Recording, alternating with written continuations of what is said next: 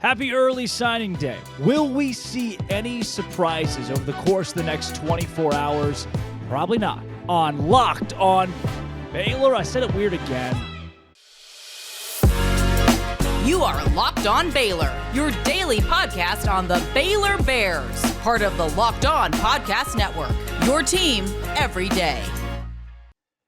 Wednesday, early signing day. Baylor Bears. Sports Illustrated, Locked on Baylor, Drake Toll, Cameron Stewart, Inside the Bears. Thank you for making this show your first listen every single day. Cam, it's a big day for a lot of young people out there. It's a big day for you and I and the coverage that we have to give for the rest of the next 24 hours.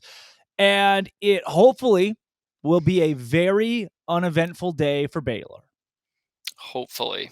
That's the goal. Hopefully, because if it is too eventful, that would mean bad things, and that Austin Novosad's probably wearing a different green and gold. But this is still a solid class for Baylor. They did drop some spots in the power rankings over the last month and a half, and it's not really ending on a high note per se, but this is still a solid group for Baylor. That said, I'm a little worried some of these guys might have to play right away. Maybe I'm being too doomsday about that. Yeah. I haven't taken a deep dive into the depth chart yet, but I know what's leaving and sort of what's coming in. Well, we talked a lot on yesterday's show about how offensive line depth is not good necessarily, and you're going to need some help there. I would say you might get some relief in four-star Isaiah Robinson, so that is some good news. 6'7", 288, true freshman. Yeah. Yep, four-star kid. Arlington Lamar, I should say. Yes, that to me is something that's a positive. Do you want a true freshman on your line to play day one? No, of course not. But if you need to, at least it's a four-star kid who's going to has a lot of upside. I do want to make mention, you alluded to this a little bit. Baylor's class was pretty squarely in the top 20 and has slowly seen itself slide in the last month as other teams pick up big 4- and 5-star commits, and Baylor has lost a couple of the guys that I was maybe most excited about out of this group. Yeah, so Torian York was only a 3-star, but I say only, I mean, that's still pretty good. But what star were you, huh? Maybe it's because he's from Temple. Like, we heard a lot about him, but versatile player defensively and was just like a baller, honestly. And then Christian Brathwaite, pretty consensus 4-star beast. That was the first one. He was the first one to decommit. That hurt a lot, especially with the rebuilding defensive line. I thought he was going to be kind of a centerpiece for years to come on that. Not so much the case anymore. So you're kind of going in with a whimper, but you still have some positives. Austin Novosad, Matthew Klopfenstein, who I've been pretty high on as a tight end. He might take a year or two. I don't think he's going to slot him right away. Bryson Washington, who I'm very high on, to the point where I might be too high on him, saying he could be playing next year and taking some carries. Maybe that's just because we saw Richard Reese, but you got some good skill position guys coming in. You got some guys in the defensive backfield, though, who could be thrust into some roles early in their career. All in all, still a solid class, just not feeling like it because of the Brathwaite York decommitments. Yeah, that's to me. And look, I've seen a lot of speculation, like on the York deal, like, at some point it's a numbers game and you can't, not everybody can come in this class. I don't know if that applied to Torian York. We can say that to make everybody feel better. I don't think that was the case here. I love that was like Baylor's fans, first reaction to him believing we didn't have room for him anyway. Okay. I don't really know if a player is good enough and he is wanting to go there and you think he's going to be a part of your team, there's a spot for him. Yeah. This is the NCAA we're talking about. There's always a way around it. There's a spot there, especially in the era of the transfer portal. Brathwaite too was the one to me that hurt. Now, granted, your biggest decommitment maybe of all time could still be on the table, and that is why you say I really hope today is an uneventful day for Baylor football, because if again Austin Novosad decides, all right, goodbye, that is it. This class, like, that is the crown jewel of this class. And not to say it will happen, but there would likely be a couple of guys who start to reconsider out of signing with Baylor if Austin Novosad comes off that ledge. That's just Yeah. this is who your postcard kid has been for so long. He chose you over multiple universities in the summer, and if that changes and he's a late flip now, you are staring down the barrel of bad. Yeah. The SI rankings has us at 20 or 21st. In terms of that 2023 class, got as high as like, I think it got all the way up to like 13, kind of settled at 16. And literally the reason it's still that high, and it says it in there, is like Austin Novosad is so good. Like Yeah. he is the top quarterback in Texas, basically. And that is what's keeping them positive here. Because other than that, I mean, it's a lot of 3-star guys who are a year away from being a year away. Like, not a lot of them are going to see the field this year. That doesn't mean there's not talent there, but as you kind of alluded to, if he steps out the door, who knows with the rest of this class? Because they're going to look at this and say, I like the coach, I like the system, but where's it going? Where's the personnel here? Uh, a lot rides on this kid, man. A lot rides on what this kid decides to do for this program. What also makes today a little sad for me, which it could be a great day if everybody we expect to sign signs. We're going to get through some of those names throughout the rest of the show. But what makes me sad is you are going to see Texas Tech and TCU pass Baylor. This was a month ago, this was the best class of the new Big 12. It was kind of the crown jewel of the teams that were staying. You take out Oklahoma and Texas, which I get that, you're kind of changing the dynamics there to make it work, but Baylor was still number one if you take out the two schools that are literally leaving. And now instead, Texas Tech has passed you, TCU has passed you, and not only has TCU passed you, they've done it with flying colors. Baylor's signing 3 4-stars. TCU, and it's the power of the college football playoff, is signing 10 4-star prospects in this class. As good as they've been, the rich get richer. That's absurd. This is where I wanted Baylor to be last year with the Sugar Bowl. Now fast forward 360-ish days later, and 6-6 Air Force, and this class has not picked up steam and momentum, but instead regressed.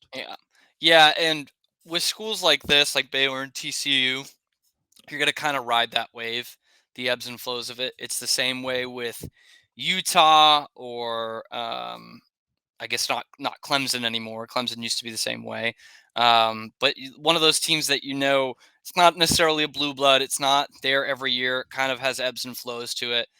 Because I saw, it took really until the end of Bryles, which was 5 good years in a row, 2 or 3 of them being really good, to start really bringing in those big recruiting classes. That 16 was going to be their best recruiting class ever by a wide margin. And obviously you didn't really get that. But all that to say, it kind of takes a while for a program like that. Kentucky's kind of starting to get those guys now after some good years. Tennessee's starting to get those guys back after some good years here.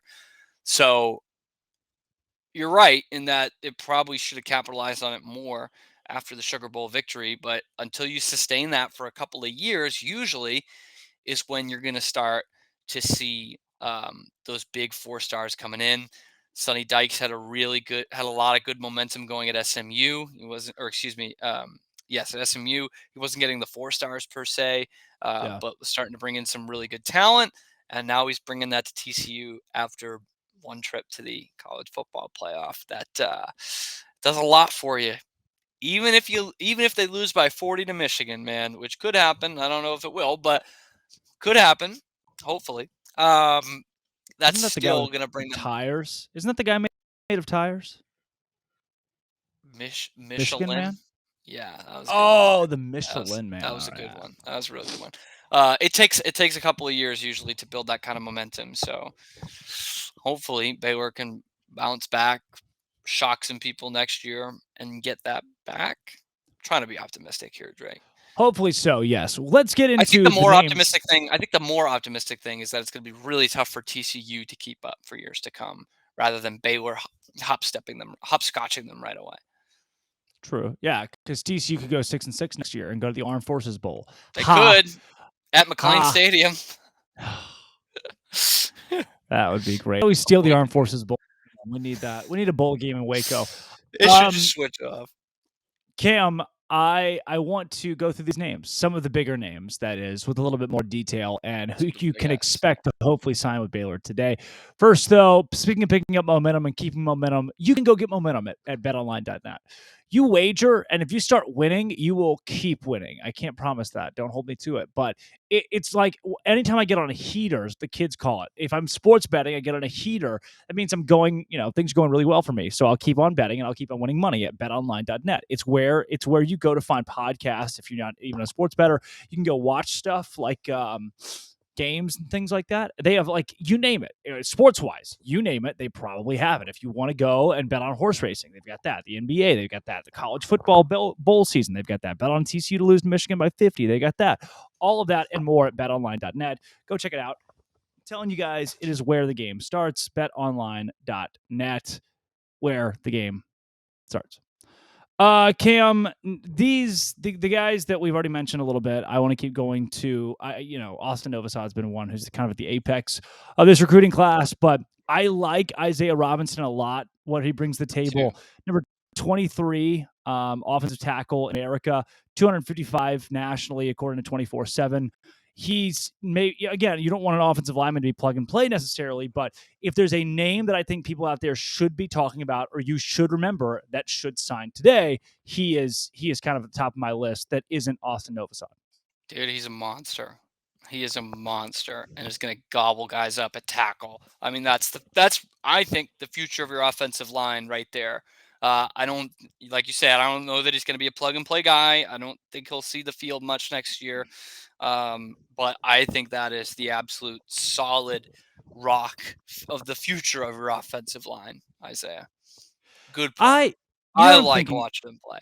What I'm thinking I've watched some film on him. Go back to 2022. And Baylor's class of 22 was 40th in America. So 25 is a great jump, 15-spot jump for Dave Aranda after a 6-6 season. Again, should have been like a 20-spot jump, and it's okay you didn't quite get there. But you signed three guys. You signed 3 4-star guys in that class, and you're doing the same this year. I thought that was a solid class too for Aranda. And you go back to his first class in 2021, and according to 24/7, they ranked that one at 36th overall. So you're hovering in that range. Felt like you really you broke through by advancing the way that Baylor did with this signing class. And Cam, one person that not a lot of people are talking about in the class of 23 is Palmer Williams. You heard of Palmer Williams? You know this guy? Only because you told me his name before the show. I'm going to be straight up honest with these people that are listening. I don't. No. Oh, well, I do. Palmer Williams. I don't know if you've seen his tape from Mocksville, North Carolina, Davie County High School. 6'3", 190. You're thinking, all right, solid receiver, right? Probably got good hops. No. This kid is the number 3 punter in America, Cam. Ooh. And he's going to be a Baylor Bear. Hey, it's 1/3 of the game, man. Field position, that's where it's really won and lost. And to be fair, Baylor did not have a terrific punting situation last year. We thought it was going to be better than it actually was. So right now, that's a plug and play guy. Palmer you trust Williams a freshman to punt? You trust a freshman to punt? Is a plug and play He's never guy. played college football. I want him, and I want him right now. Palmer Williams on the field and punting. I've thought to myself, I was like, okay, he's number 3 punter in America. How much can we really make of that? He's a 3-star punter. So I did a little digging to 24/7. The number 1 punter in America, Tyler White, also a 3-star punter. So stars only go so far for our punter friends. Tyler White, by the way, the number 1 punter in America, 6'5", 200 pounds. So we're talking like punter who, if the linebacker goes down, we've got a guy. We've got a guy. I'll let him be one-on-one with the returner. He's going to play at Texas A&M, which God knows he could be linebacker at A&M this time next year because they Yeah. bench everybody for They the can random field the things they. team too. Aiden Flintoff from California, also Tyler White's from Southlake. I thought you should know that. I didn't know that. Number one Good punter in for Tyler, America, man. Southlake Carroll. I thought you went and saw him play this year. I thought you scouted. Parker Thune probably scouted him at some point. Parker Thune definitely knows, man. Carroll? Oh yeah, he's hitting Carroll. So the rest of these guys, there are a total of 7 ranked punters, according to 24/7 in America. And of course, Baylor got one.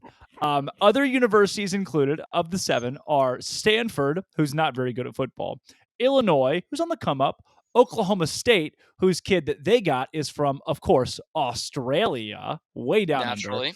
under, Yep. and has no picture included as his profile. He's also listed as being from Australia. So Very cool. Like Brasilia, right. Brazil?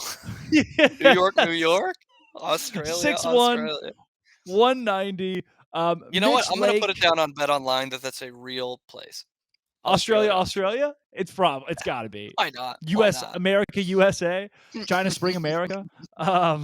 Then Mitch Lake, also from Australia, is going to Appalachian State. And then the poor kid from Farragut High School in Knoxville, Tennessee, Reese Keeney, is the number 7 punter, the lowest rated punter of the rated punters, according to 24/7, is taking his talents to Rice. He is a 2-star, 5'11", 175 punter. Don't know much about him, but man, I am enlightened with the world of punting and very excited to have very soon Palmer Williams on campus. You sold me, man. That is honestly, if Novosad doesn't sign on the dotted line, but Palmer Williams still does, there's hope. I'm back, and Baylor's back. Now, if Austin Novosad jumps to Oregon and Palmer Williams decides, I like it, I'm done. That's it. I can't. How about the flip side, Drake? If Austin Novosad and Palmer Williams still sign with Baylor, I say at least 2 of the 4 new teams pull out of the conference. Probably, I'm just throwing it out there. They're like, you know what? This isn't even going to be worth it for us. It's not lucrative enough. We're never going to win. It's like being in the SEC West. It would be no shock to me if Palmer Williams and Austin Novosad both come to Baylor and Texas and OU decide that, okay, that's it. Now, we're paying the money, whatever it takes. We cannot deal with Palmer Williams, please. So Palmer, welcome to Baylor. Can't blame them. By the way, Palmer, if you didn't know, George's is a great place to eat. Go to George's. He's going to be on the show in 2 days. We will bring Palmer Williams on the show. Episode, Palmer Williams. Right after the bowl game too. Palmer, what do you think about the Air Force ground attack? What do you think about their punter? What's his style? It turns out Palmer Williams has this like insane villain origin story. Like one time his grandpa was killed by a punter, so he vowed to be the greatest punter of all time, went to Australia, studied the art. That would be nuts. Awesome. Or he's just like the Welsh kicker from The Replacements. Absolute madman, wild card. Ton of gambling debts. Yeah. Well, let's hope that's not. Also, just got an update. Torian York is going to A&M. So just going to go ahead and guess that Torian York, like at the time of recording, this is when the update came through. Going to guess that Baylor had room for Torian York, who's now going to Texas A&M. A couple of the bright spots in this class before you get too sad. I've talked about Isaiah Robinson, how much I like him. Tayshawn Wilson is another 4-star guy at corner. Again, I don't want any of these guys necessarily to have to be plug and play unless you are like an Arch Manning type. I'm not thinking plug and play, that being you be the apex of your position at the sports. Matthew Kloppenstein, though, you've talked about him a little bit. What makes you so high on Kloppenstein? Honestly, because I've researched him a little bit. No, I mean, he's a kid who reminds me a lot of Ben Sims, just seeing his tape. He's not putting up receiver numbers in high school. He's putting up good tight end numbers, and his team was very effective running the ball. He was the team MVP as a tight end. That's pretty good.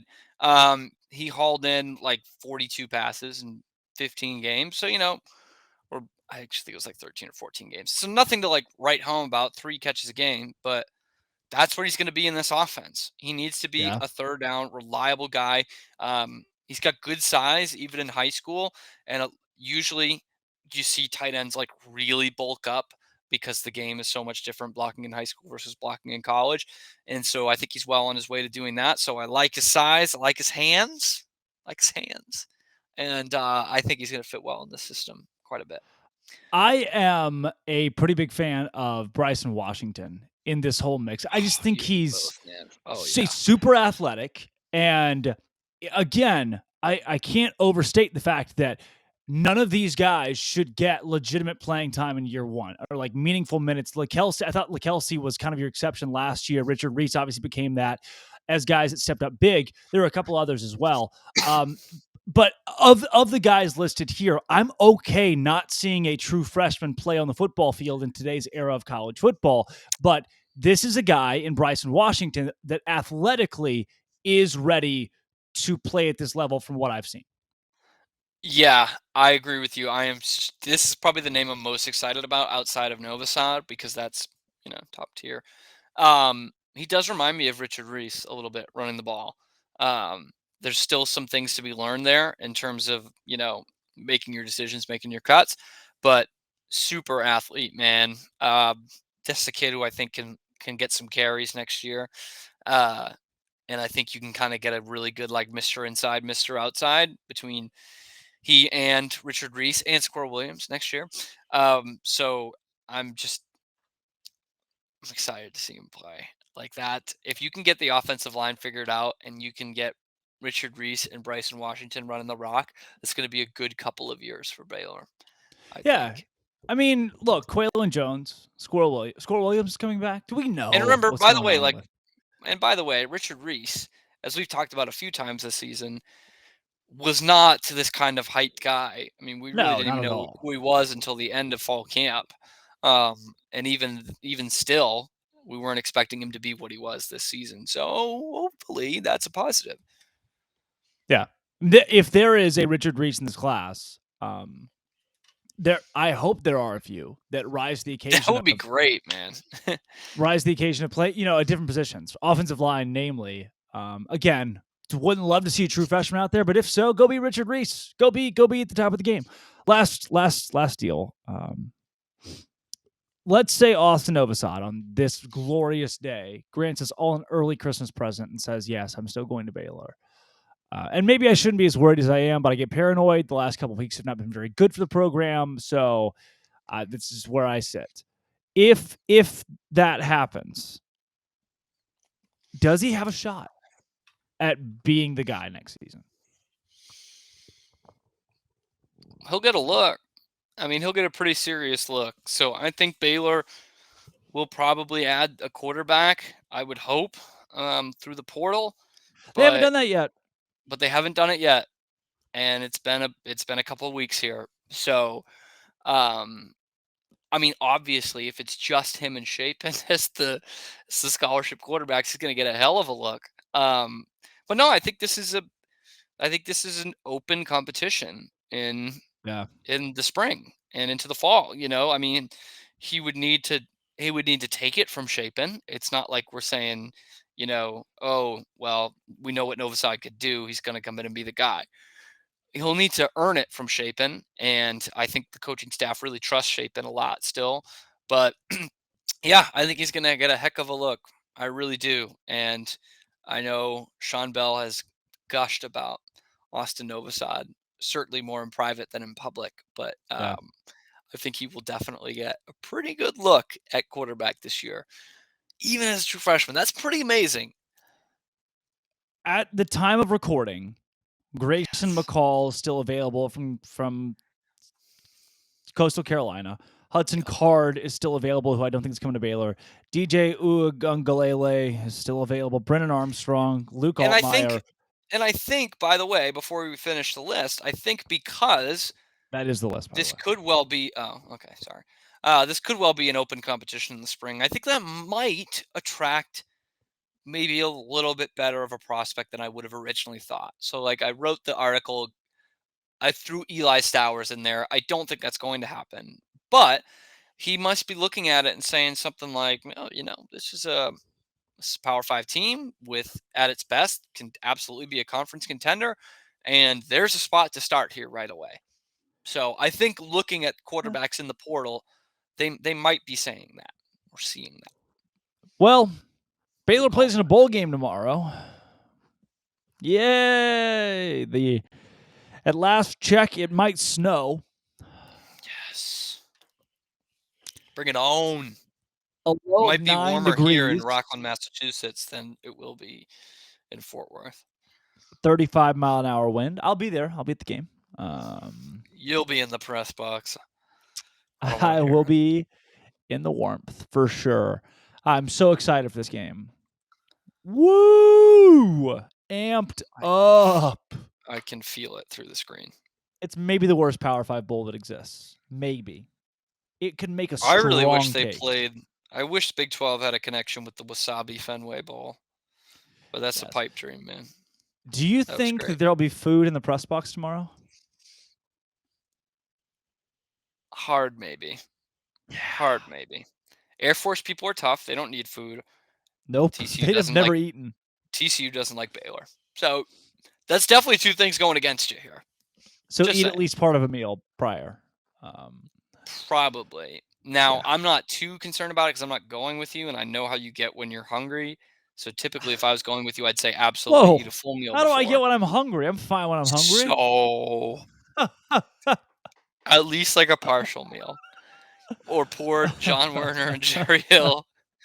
And Bryce gonna be Jerry. Victimized. Oh, Max gonna Calderon. bring J-Po up there just to yell at him.